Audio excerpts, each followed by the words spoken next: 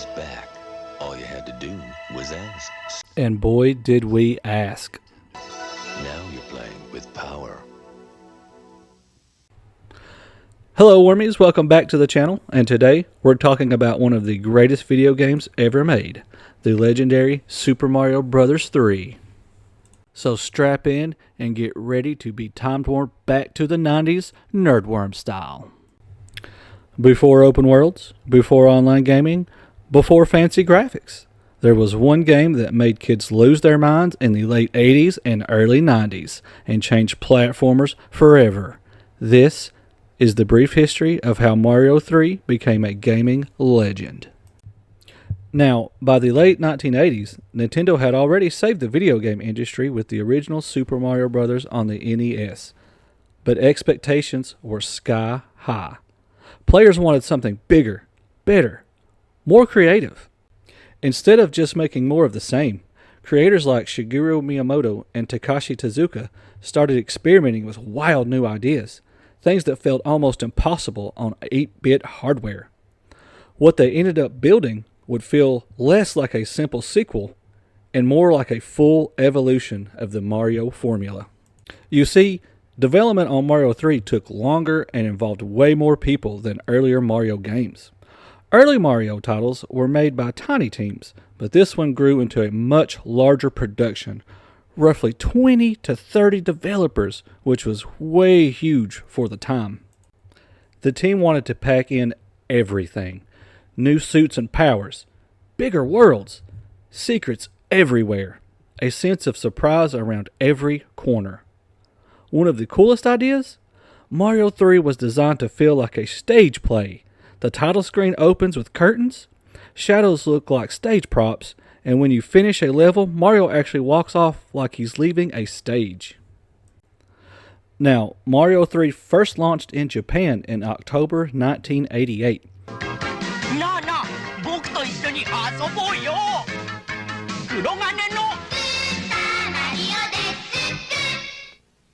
But North American players had to wait until February 1990. And that wait only made the hype stronger. You see, the game was actually previewed in the 1989 movie The Wizard, where it was shown like some secret future game nobody had seen yet.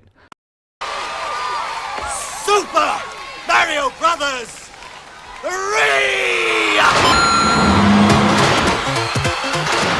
For kids back then, this was like getting a sneak peek at the future. By the time it finally hit store shelves, anticipation was absolutely insane. So why did Mario 3 feel so revolutionary?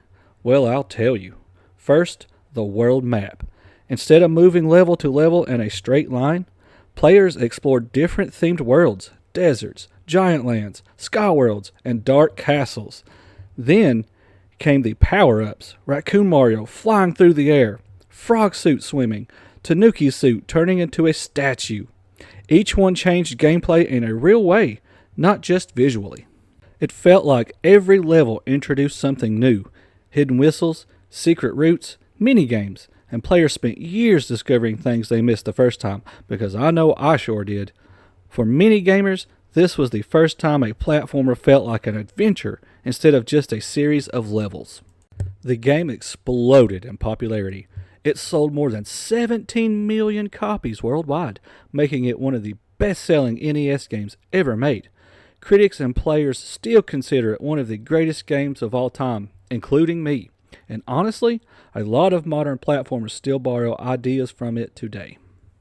Many staples of the series started here: the Koopalings, the world map, creative themed levels, hidden shortcuts. It basically set the template for future Mario games.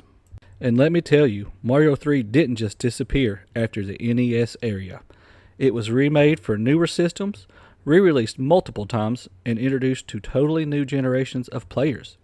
You can still feel its influence in later games, from Super Mario World all the way to modern Mario titles.